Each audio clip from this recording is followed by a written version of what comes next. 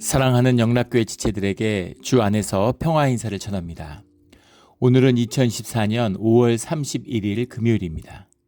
오늘의 묵상 본문은 이사야 2장 1절로 22절까지의 말씀입니다.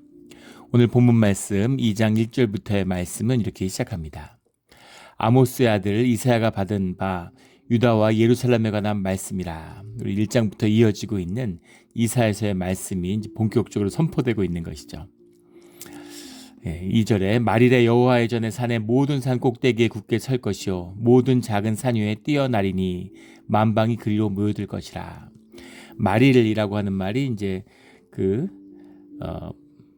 베하리트 하이야밈이라는 말을 이제 번역한 건데, 베하리트라는 건 이제 레터데이 할 때 레터 하는 아하르라는 말이 원형입니다. 하리트. 아하르라는 말은 이제 끝낸다, end라는 뜻도 있고, the after part, 뒷부분 뭐 이런 뜻도 있어요. 하이라는 건 더고, 야밈이라는 건 이제 day의 복수니까 the days, in the latter days 뭐 이런 거죠. 마지막 때 말일입니다. 말일 성도 뭐 이런 걸 많이 써가지고 뭐 이단이나 이런 데서 몰몬 이런 데서 이제 말일 성도라 그러잖아요. 그러니까 이제 말일이라 그러면 뭔가 이단 아닌가 이런 느낌이 드는데 성경의 말씀이죠. 마지막 때가 있다는 겁니다. 마지막 때가 기다리고 있고 그 마지막 때를 준비하고 있는 이것이 우리 신앙의 본질적인 요소죠. 죽음을 기다리고 죽음을 맞이하는 거예요. 또 죽음을 맞이하는 것이 우리의 생명의 진실이기도 하지만 동시에 모든 가치와 의미가 죽음과 맞닿은 삶 가운데 있는 것입니다. 죽음을 마주하지 않으면 삶의 가치와 의미가 생겨나지 않아요. 죽음 가운데 내가 열심히 뭔가를 추구해서 살았는데 죽으니까 다 끝이다. 이게 무슨 의미가 있겠습니까? 무슨 가치가 있어요? 죽음을 통해서 죽음과 마주할 때 드러나는 의미와 가치가 참된 가치와 의미인 거죠. 내일 세상이 멸망해도 오늘 한 그루에 사과나무를 심는다라고 하는 그 스피노자의 고백이죠. 신앙의 고백입니다. 믿음의 사람이 아니면, 영생의 사람이 아니면, 말일의 성도가 아니면 그러면 절대 내일 세상이 멸망하는데 오늘 사과나무를 왜 심겠어요? 지금 심어있는 나무도 벨판이죠. 땔감으로 쓰든가 뭔가 그럴 판인데 나무를 새로 심는 게 무슨 의미가 있습니까? 근데 그것 안에 우리 생명의 의미와 가치가 그 말일을 통해서 드러나는 것이죠. 영원한 가치, 영생을 살고 있기 때문에 우리의 육신이라고 하는 것이 우리 삶의 가치를 소멸시킬 수 없는 겁니다. 반면에 세상에서는 이 말일을 외면해요. 말일이 없는 것처럼, 영원한 것처럼, 마치 생명이 영원한 것처럼. 모든 이게 문명의 사실 기초죠. 죽음을 망각하는, 죽음을 잊게 만드는 것. 그래서 막 돈 많이 쓰고 막 흥청망청 영원히 살 것처럼 시간을 망각하는 거죠. 그렇게 사는 거죠. 그래 봐야 얼마 못 삽니다. 잠깐이에요. 저도 이제 50대 중반인데 이제는 뭐 좋은 거 뭐 있고 뭐 맛있는 거 있다고 해서 막 먹지도 못하죠. 좋은 거 뭐 있어서 하루만 잘 먹어도 금방 몸에 영향이 있습니다. 조심하고 운동하고 뭐 이러면서 절제하고 그런 식사를 해야 되는 거죠. 신나게 먹어도 별 문제 없는 건 20세 전후에 잠깐의 때죠. 그러고 뿐입니다. 별로 필요한 게 없어요. 막 돈이 무제한이 있어야 될 것처럼 세상에서 얘기하는데 거짓이죠. 속이는 거죠. 이 우상의 본질이잖아요. 남들보다 이렇게 높아 보이려고, 남 멸시하려고, 마치 무슨 세상에서 많이 소비하는 게 가치 있는 것처럼. 이 세상에 얘기하는 가치죠. 많이 소비한 사람이 성공한 사람이고 많이 소비한 사람이 뛰어난 사람인 것처럼 돈이 있으면 특권의식을 가지고 거기에 쏘갔으니까 우쭐하는 겁니다. 뭔가 좀 나은 사람인 것처럼. 성경의 가르침, 생명의 본질과는 정반대되는 것이죠. 생명을 사는 사람들은 사실은 돈 쓸 일이 별로 없다는 걸 만나게 돼요. 돈이 그렇게 필요하지가 않아요. 아주 필요한 것, 애들도 다 컸고 뭐 살다 보면 딱히 뭐 옷을 살 일도 없고 그게 지금 세상의 고민이죠. 돈은 나이 든 사람들이 갖고 있는데 나이 든 분들은 돈을 안 써요. 돈 쓸 일이 별로 없기 때문이죠. 그런 겁니다. 그래서 이 말일을 맞이하는, 말일의 죽음을 맞이하고 이것을 기억하는 이 말일이라고 하는 것은 끝을 얘기하는 게 아니라 끝임 동시에 새로운 시작이죠. 예. 마지막 때 주님의 징계 가운데 살아남는 자들이고 그 속에서 주님의 신앙을 더 공고히 하는 자들이고 그 고난을 통해서 부활을 경험하는 자들이고 그리고 영생을 사는 자들이고 그 심판 이후의 세계에서 주님 안에서 주인 노릇을 할 사람들이죠. 쉐아리트라고 하는 더 렘넌트 남은 자들 이사야서의 핵심적인 가르침입니다. 마지막 징계의 때가 오는데 그때 살아남은 자들이 있다. 마리를 기억하고 또 마리를 준비하는 자들이 되어야 된다. 이 말씀입니다.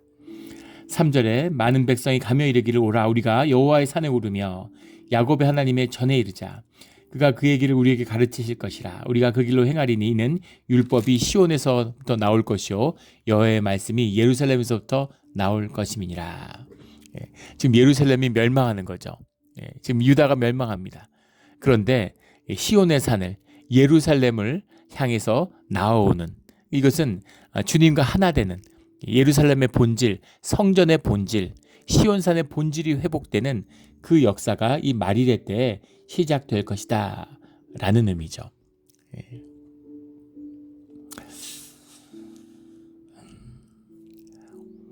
본질이 회복되는 그리고 5절부터 여호와의 날에 대한 말씀이 22절까지 선포되는데 이 말씀은 재앙의 말씀입니다. 심판의 말씀이죠. 그러니까 이사야 선지자를 좋아했겠어요. 지금 우시야 왕 때인데 지금은 아직 분위기 좋은 겁니다. 원래 망하기 직전에 해도 지기 전에 빛을 발하는 것처럼 해가 뜨기 전에 가장 어두운 것처럼 망하기 전에 흥청거리는 거죠. 우리 코로나 오기 전에 한 10년 동안 세계 경제가 너무 좋았죠. 계속 돈을 푸니까 2009년 금융위기 이후에 사실은 2009년의 금융위기라는 것은 영미가 본질로 하는 석유의 금융의 질서가 무너진 거죠. 사실 세계 경제의 버팀목이 되고 브레튼 우주체제의 종말이라고 봐야 될 거예요. 미국이 스스로 살아남기 위해서 미국이 세계 경제를 책임지고 이끌었는데 이제는 미국이 자기만 살겠다고 계속 달러를 무차별로 찍어내는 겁니다. 지금도 마찬가지죠.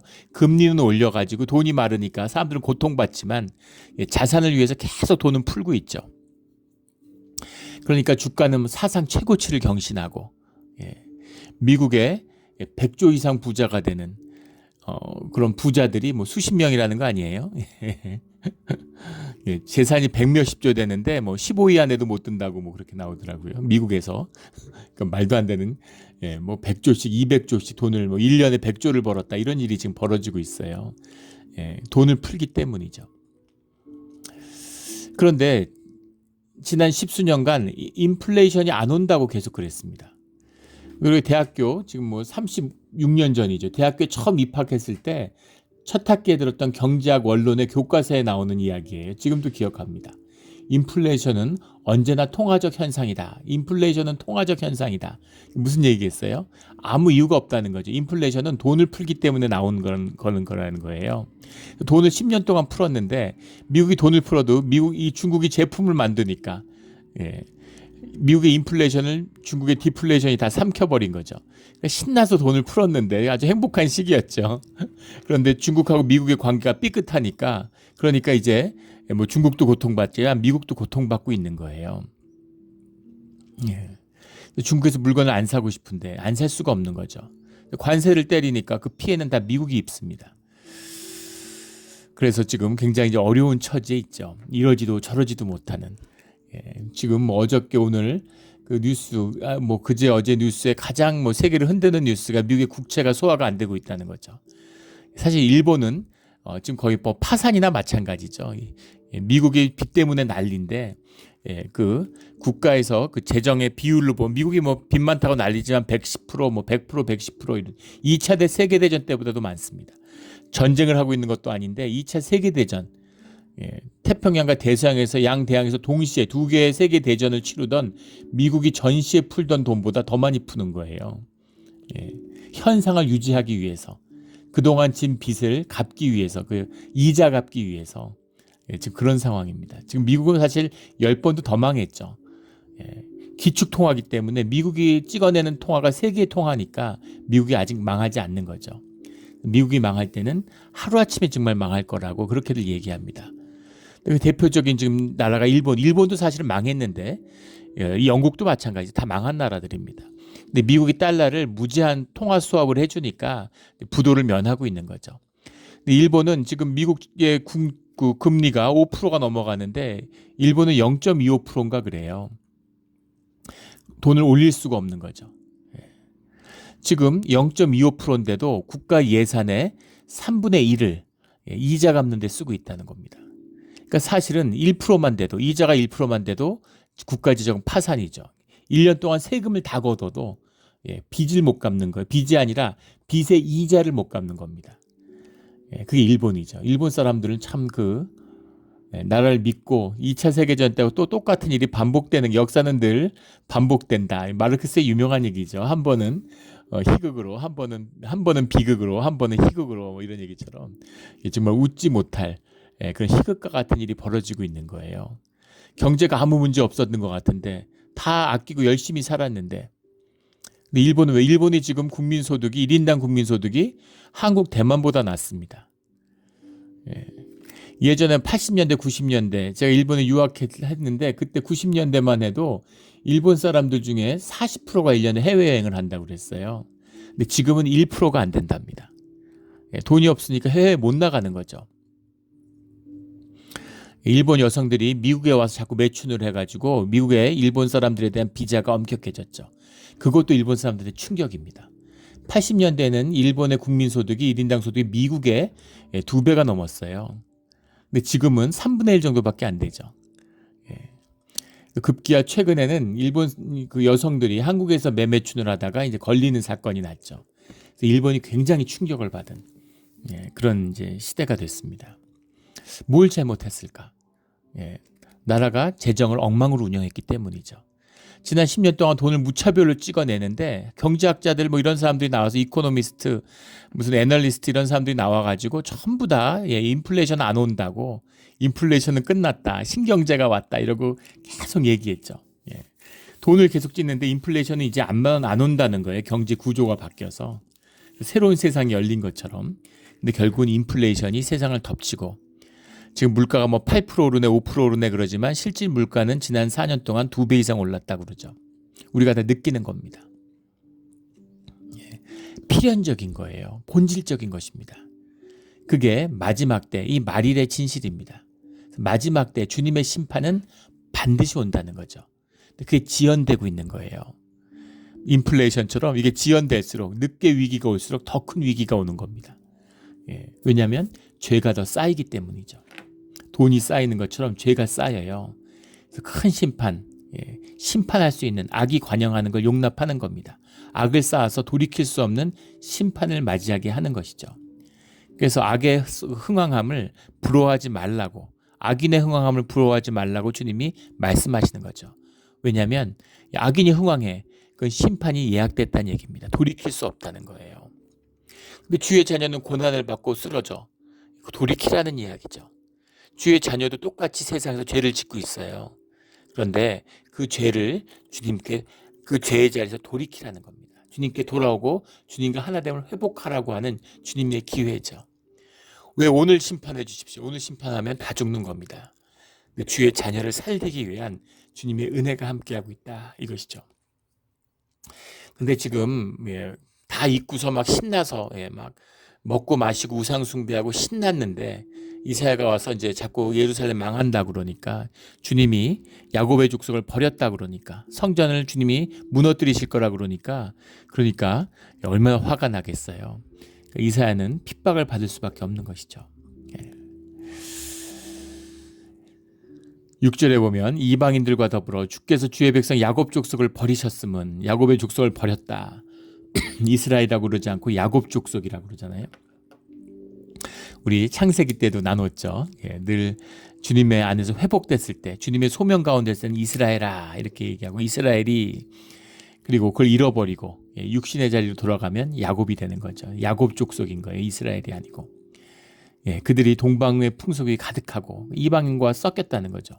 그들이 블레셋 사람들과 같이 점을 치며 이방인과 더불어 손을 잡아 언약하였습니다. 이방인과 손을 잡아 언약하였다라고 하는 말이 그 이제 이 말이 무슨 말이냐 이제 이런 거에 대한 여러 해석들이 있는데 지금 뭐 아수르, 아람, 바벨론 이런 고대 근동의 영향력 있는 나라로부터 문화적으로 압도당하고 있는 거죠. 예. 문화라고 하는 건 물이 위에서 아래로 흐르는 것처럼 스며드는 거잖아요. 예전에 막 일본 문화 다 수입 금지시키고 일본 거 막 그런 거 철저히 법으로 막았을 때 그때도 저희 뭐 중학교 때 고등학교 들을 때 일본 영화, 일본 노래 이런 거 굉장히 인기였습니다. 일본 드라마 이런 거 많이 봤죠. 그런데 그 개방할 때 그 다들 두려워했잖아요. 2025년 됐죠. 일본 문화 전면 개방할 때 이러면 완전히 일본 문화에게 우리가 완전히 빠져들지 않겠느냐. 근데 25년 전에 정반대가 됐습니다. 완전히 한국 문화가 일본을 지배하고 있죠. 일본 프로그램을 가끔씩 보는데 유튜브 같은 걸로 거기서 일본의 고등학생들이 쓰는 가장 인기 있는 말이 뭐냐. 우리 일본도 우리나라도 다 마찬가지죠. 젊은 애들이 하는 말 못 알아듣죠. 그래서 일본의 고등학생들이 쓰는 가장 인기 있는 말이 뭐냐 하는데 1위가 킹 왕짱이더라고요. 예. 2위가 킹반네였습니다. 예. 그게 이제 굉장히 열받았다. 뭐 최고다. 뭐 이제 킹 왕짱은 최고다. 뭐 킹반네는 이제 뭐 킹이라는 영어하고 이제 이걸 혼합한 거겠죠. 아주 굉장히 열받았다. 이런 표현이라는데 이걸 일본 사람들도 쓴다는 거예요. 뭐 전 세계에 지금 한류가 굉장한 유행을 하고 있죠. 한류가 제일 약한 곳이 미국이랍니다. 근데 미국도 상당한 걸 우리가 느끼죠. 이 문화라는 게 퍼져가는데, 근데 바벨론이나 아수르나 애굽 같은 그런 대제국에 둘러싸여 있는데 거기서 그 문화적인 영향력에서 자기를 지켜낸다는 게 얼마나 힘든 일이었겠어요. 예. 예전에 그 이어령 씨가 그런 이야기예요. 그 언어학자고 기호학자, 스스로는 기호학자다 이렇게 얘기하셨던 분이죠. 그 이어령 씨가 예전에 쓴 책 중에 보면 그 축소지향의 일본인이라고 이어령 씨가 이름을 날리게 된 대표적인 저서죠. 예, 근데 그 책에 보면 일본 사람들을 나루호도 문화고 한국은 별것 아니여 문화다 이렇게 얘기하고 있습니다. 나루호도 일본 사람들이 많이 쓰는 말이에요. 나루호도 무슨 말만 하면 나루호도. 아 그렇구나. 아 그래. 동의의 뜻 같지만 나루호도 그랬다고 해서 받아들인다는 뜻은 아닙니다. 그냥 아 그래 그렇구나 하는 긍정의 의미가 들어있는 거죠. 일본은 시루떡 문화라고 뭐든지 받아서 쌓아 올리는 섬나라인데 조금 멀어졌으면 그 폴리네시아 문화로 떨어졌고 붙었으면 대륙 문화에 동화됐을 텐데 저리가 적당한 거죠. 그러니까는 이렇게 다 받아들이는 거예요. 이렇게 쉽게 받아들여도 별 문제가 없는 겁니다. 그래서 일본은 굉장히 그걸 수용적으로 받아들이는 거죠. 근데 한국은 중국하고 국경을 넓게 하고 있고 1000번 이상의 외침을 받았어요. 그리고 중국 문화가 압도적이죠. 얼마나 그게 중화 문화라는 게 압도적이면 모든 그 주변에 있는 이방 민족을 다 흡수해 버렸잖아요. 원래 한족이 그렇게 큰 민족이 아니었습니다. 전부 다 흡수되는 거죠. 수많은 외세가 중국을 침략하고 점령했는데 문화적으로 모두 굴복시킨 거예요. 그게 중국 문화의 힘이죠. 그런 중국의 옆에 있으니 모든 걸 거부하는 겁니다. 한국 사람들의 배타성이죠. 뭐든지 별거 아니야. 뭘 해도 별거 아니야. 이러는 거죠. 뭐든지 세계 최고랑 비유하고. 예전에 제가 그 영국에 유학할 때 그 프랑스 파리에 여름에 무슨 이제 프로그램이 있어서 갈 일이 있었는데 그래서 여름 학기를 이제 파리에 있었어요. 근데 거기에 이제 그 샹젤리제 거리에 이제 구경을 나갔는데 한국 분들이 앞에 이제 아주머니들이 몇 분 가시면서 에휴 뭐 샹젤리제 거리나 뭐 대학로나 뭐 별거 없네 이러시더라고요. 뭐 대학로나 그게 그거네 이러면서 에이 별것도 없는데 이러면서 그냥 샹젤리제는 샹젤리고 대학로는 대학로죠. 비교할 것도 없고 별거 아닐 게 뭐 문화에 별거 아닌 게 어디 있겠습니까? 근데 뭐든지 배타적인 거죠. 지키기 위해서. 그러니까 한국 민족이 살아남았죠.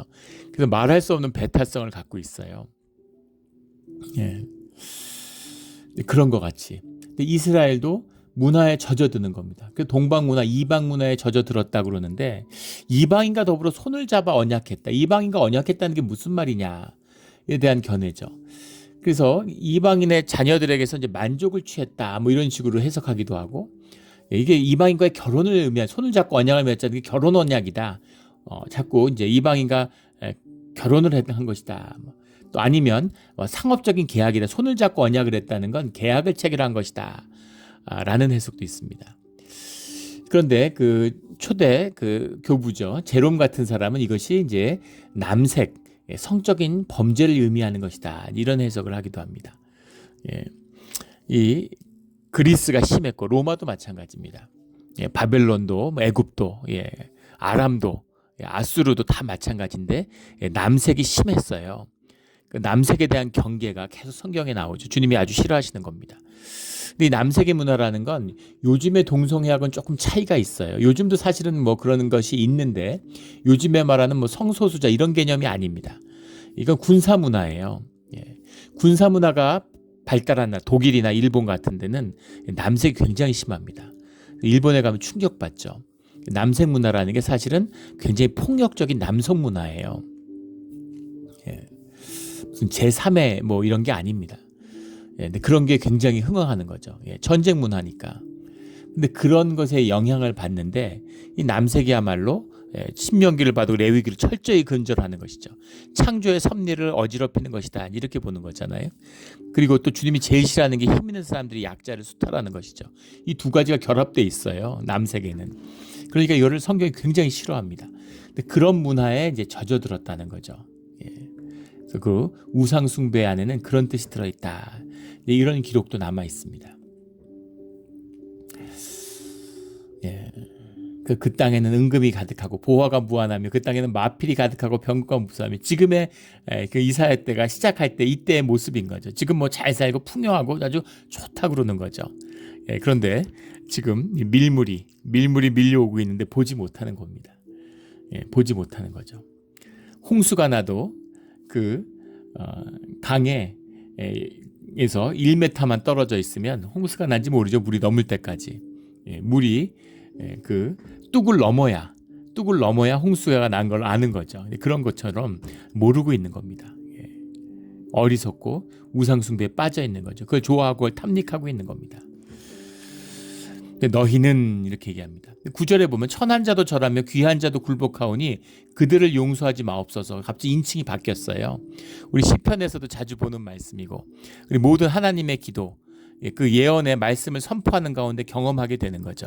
이게 무슨 말이냐. 이게 하나님 말씀으로 하나님의 인칭으로 얘기하다가 갑자기 그들을 용서하지 마옵소서라는 1인칭으로 바뀌었잖아요. 이거는 뭐 기도해본 분들이면 알 겁니다. 주님의 말씀이 임하고 주님의 영이 임하면 그 말씀을 내가 대언을 할 수 있죠. 그런데 그 가운데 내 심령 가운데 담긴 주님의 말씀을 선포하지만 그것이 내 기도 가운데 이루어지는 일이잖아요. 그래서 그 기도가 또 나의 기도와 만나게 되는 거죠. 이걸 뭐 말로 설명해서 뭐 하겠습니까? 진짜 이상한 이야기 같지만 경험한 분들은 다 너무나 자연스러운 이야기죠. 이사야의 호흡 가운데 나오는 주님의 말씀, 주님과 교통하니까 주님의 영과 하나가 되면 내 영은 없나요? 내 인격은 없나요? 아니죠. 하나 된다는 게 무슨 말인지 모르기 때문에 하는 얘기죠. 물리적으로, 물질적으로 이해하는 겁니다. 내 인격도 더 온전하여지고 주님의 인격도 더 온전히 내가 경험하게 되는 거죠. 그래서 그 색깔이 더 분명해져요. 주님과 함께 할 때 나의 나됨이 더 드러나는 겁니다. 그 색깔이 더 드러나는 거죠. 그래서 내가 주님께 기도하는 근데 용서하지 마, 용서해 주십시오가 아니라 용서하지 마옵소서라고 하는 이 말이 이사야 가운데 나오는 거죠. 불같아요, 이사야는. 주님의 분노를 같이 느끼고 분노하는 겁니다. 주님 분노하지 마시고 좀 봐주시지 이게 아니라 주님 절대 용서하지 마십시오. 그대로 넘어가시면 안 됩니다. 주님의 마음을 품은 그런 이사야의 고백이 나오는 겁니다. 이렇게 주님의 마음에 붙들린 우리 모두가 되기를 이사야와 같은 그런 마음을 품는 우리 모두가 되기를 주의 이름으로 축원합니다. 너희는 바위틈에 들어가며 진토에 숨어서 이것은 주님의 말씀을 찾아서 예루살렘으로 성전으로 나오는 주의 남은 자들이죠. 그 진토에 숨어서 주님의 위엄과 그 광대하신 영광을 피하라. 주님의 영광과 광대하심과 위엄이 나타나면 그 앞에 나가야 되잖아요. 근데 피하라고 얘기하는 거죠. 왜냐하면 심판의 주님이시기 때문입니다. 칭찬하러 상주로 오시는 게 아니라 상주로 오시면 얼른 나가야죠. 근데 지금 벌주로 오시는 거예요. 그러니까 일단 숨어 있어. 지하실 같은 데 숨어 있어. 태풍이 오니까 이런 이야기입니다. 그날은 말일이죠. 눈이 높은 자가 낮아지며 교만한 자가 굴복하고 여호와께서 홀로 높임을 받으시리라. 오늘 반복되는 말씀이 많은데 주님께서 홀로 높임을, 모든 영광이 주님의 것인데 주님께서 그 모든 영광을 주님께 돌려지는, 그러니까 이거 무슨 말이에요? 주님의 영광을 도둑질한 자들, 그 영광을 훔친 자들이 모두 진멸하게 된다라는 거죠. 이것이 만군의 여호와의 날이다. 만군의 여호와, 군대를 이끌고 오시는 주님이잖아요. 예, 교만한 자와 12절에 거만한 자와 자고한 자에게 스스로 높이는 자죠. 이 말이니 그들이 낮아지리라. 또 레바논의 높고 높은 모든 백향목과 13절에 바산의 모든 상수리 나무와 모든 높은 산과 모든 솟아오른 작은 언덕과 모든 높은 망대와 모든 견고한 성벽과 다시스와 모든 배 아름다운 조각물의 이 말이니 그 주님의 철저한 심판이죠.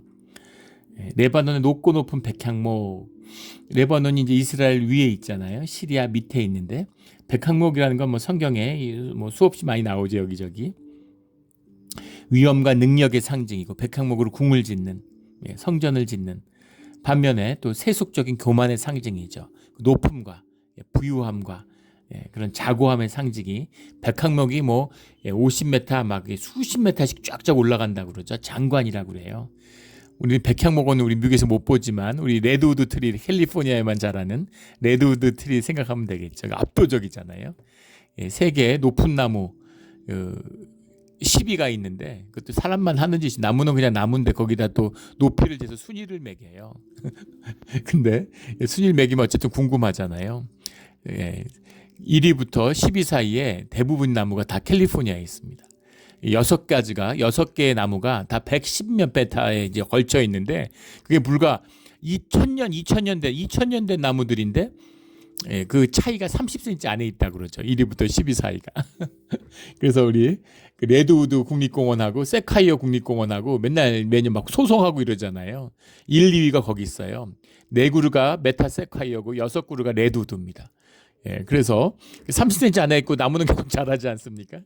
그래서 이제 항상 시작은 세카이어 공원에서 시작하는 거죠. 거기서 우리 메타 세카이어 나무가 올해 재보니까 드디어 레드우드를 넘어섰다 이러고 이제 발표를 하면, 레드우드 나무는 가만히 있나요? 생명인데 같이 자라는데, 그러면 거짓이고 거짓말이다 이러고 우리도 자라서 이렇게 이러고 막 서로 이제 싸우고 막 난립니다. 나무는 나무인데 인간끼리 싸워요. 그 개의 빈대들이 붙어서 자기 개라고 싸우는 거나 똑같죠. 인간의 일입니다. 그런 나무가 쫙 솟아오르는, 이 레바논의 뭐 백향목은 너무 유명해서 우리 인류의 그런 기록 중에서 가장 오래된 서사시 길가메시의 책이 있죠. 그 길가메시가 레바논의 백향목을 구하기 위해서 이 모험을 떠나는 이제 그런 이야기가 나옵니다. 그러니까 뭐 워낙 유명한 바산의 모든, 바산이라고 하는 건 요르단 지역을 얘기하는 거죠. 요르단 지역으로 가다 보면 이제 그 요르단 동편과에 있는 고원지대라고 그러죠. 거기에 그 팜트리가 유명했답니다. 지금은 없어요.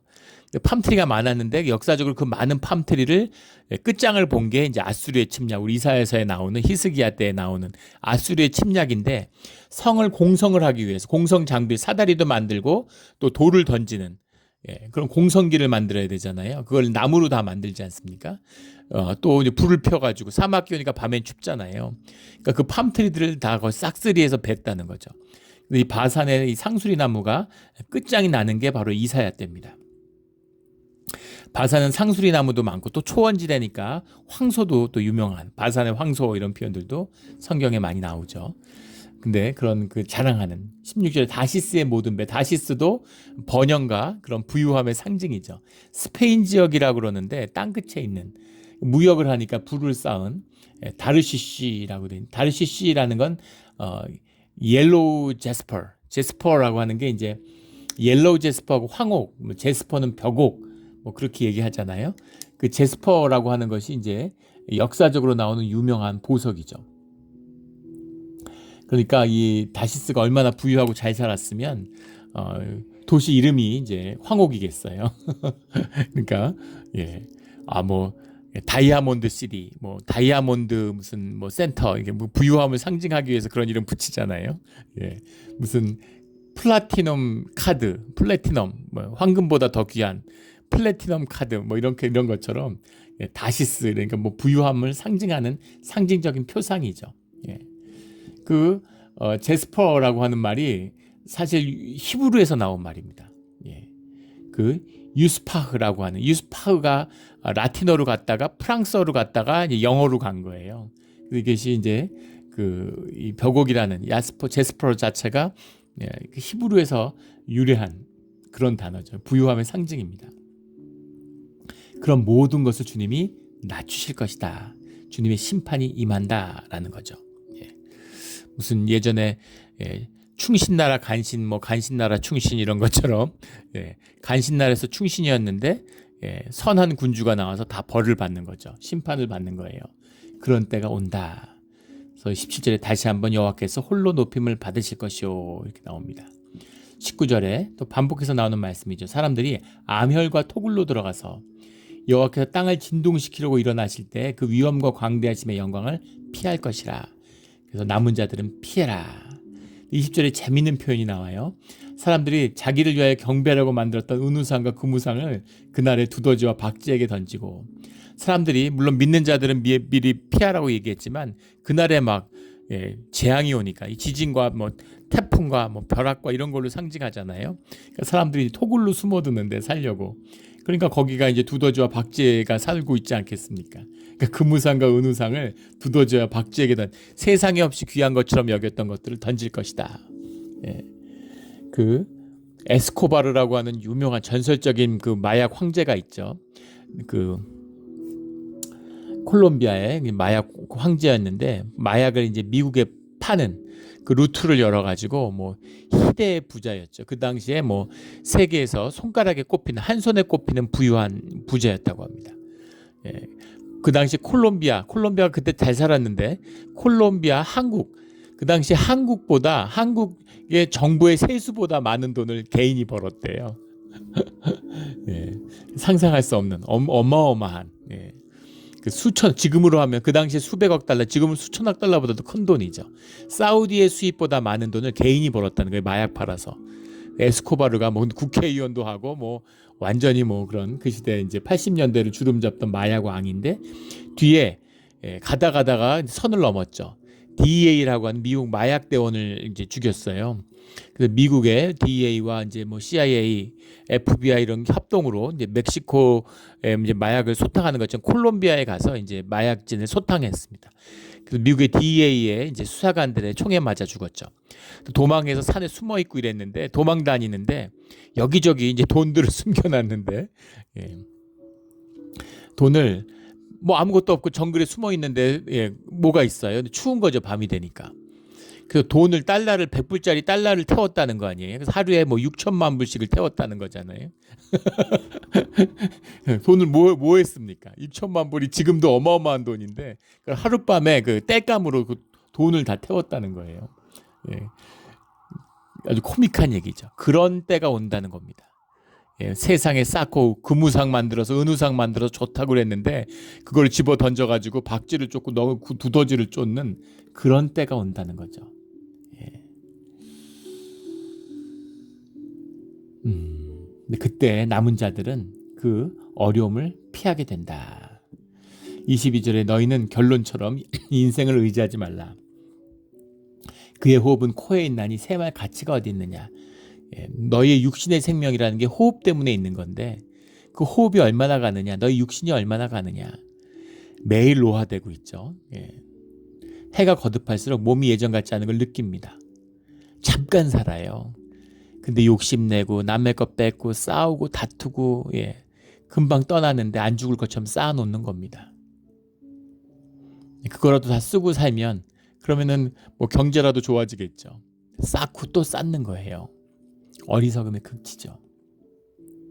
인생을 의지하지 말라. 호흡은 코에 있나니 새말 가치가 어디 있느냐. 새말 가치도 없다는 거죠. 그 너희 잠깐 사는 것, 몇십 년 사는 것, 이걸 따질 필요가 뭐가 있느냐. 뭘 이뤘던 뭘 했던 세상에서 뭘 가졌던 다 무너지고 결국은 썩어지는 것이다 라는 거죠. 썩지 않는 것, 영원한 것, 가치 있고 의미 있는 것, 짧은 인생이기 때문에 더 귀하고 가치 있는 것을 위해 살아야 되는 것이죠. 예전에 제가 섬겼던 교회 장로님이 그 이제 아버지 학교 이런 걸 이제 열심히 섬겼던 분인데 책임자셨는데 그런 간증을 하세요. 예, 늦게 주님을 영접하고 이제 은혜가 크신 분이죠. 근데 젊어서 사업할 때인데 애가 막 아들이 초등학교 학생이었는데 그때는 뭐 한국이 다 그랬잖아요. 일주일 내내 일을 했다는 거예요. 하루도 안 쉬고. 회사가 너무 중요하고 돈 버는 게 중요하니까. 그래가지고 어린이날인데 아들이 자기가 출근하는데 쫓아나와서 자기를 붙잡더니 아빠 오늘 하루만 자기랑 놀아주면 안 되냐고. 어린이 대원 같은데 아빠랑 같이 가고 싶은데 아빠 같이 가면 안 되냐고 너무 애절하게 얘기를 하더래요. 그래서 마음에 좀 그랬는데 그래서 아이를 꼭 잡고서 너한테는 아빠가 나 하나지만 나한테는 너 같은 아들이 400명이 있다고. 교회 그때 회사 직원이 한 400명 됐답니다. 그렇게 얘기하고 갔는데 그렇게 뭔가 뿌듯하더래요. 성공하고 뭔가 이렇게 다 내 자식이다 이러고.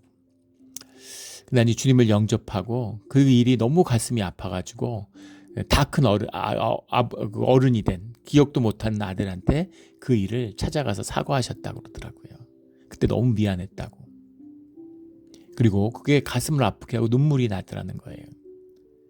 너무너무 후회스럽다는 겁니다. 왜 그 소중한 시기에 내 인생의 가장 중요한 시기에 그 아이하고 같이 놀아주는 그게 가장 가치관의 문제죠. 인생을 낭비하고 아무 소용없는 것처럼 생각했지만 그게 진짜 중요한 것이었던 거죠. 그래서 왜 그 시간을 같이 보내지 못했을까? 아무것도 아닌 회사 한다고 돈 얼마 번다고 그 하루 안 나간다고 먹고 사는 것도 아니었는데 왜 그런 식으로 인생이 다 떠내려갔을까? 너무너무 후회스럽다는 거예요. 이것입니다. 이거예요. 다른 가치, 다른 눈으로 보는 겁니다. 현상을 보느냐, 본질을 보느냐의 차이죠. 우리 주님 안에서 영혼 속에서 생명의 가치 가운데에서 우리 삶을 바라보는 그곳에서 의미와 가치를 피워내는 우리 모두가 되기를 예수 그리스도 이름으로 축원합니다. 아멘. 기도드리겠습니다. 하나님 아버지 감사합니다. 우리가 종말의 날, 말일이 기다리고 있음을 잊을 때가 있습니다. 또 우리의 작은 육신의 짧은 삶 가운데 죽음이 기다리고 있음을 잊을 때가 있습니다. 주님이 그 죽음과 그 마지막 심판 가운데서 우리를 살리시고 구원하시는 부활의 주님이신 것을 기억하게 해주시니 감사합니다. 우리 잠깐 사는 삶이지만 떠내려가는 삶이 아니라 기억되고 소중한 가치로 남아있는 그런 소중한 인생을 살게 하여 주시옵소서. 영생의 비밀을, 생명의 비밀을 깨달아 내일 세상이 멸망해도 오늘 주 안에서 한 그루의 사과나무를 심는 그런 주의 자녀가 되게 하여 주시옵소서. 감사하며 예수 그리스도의 이름으로 기도드렸습니다. 아멘.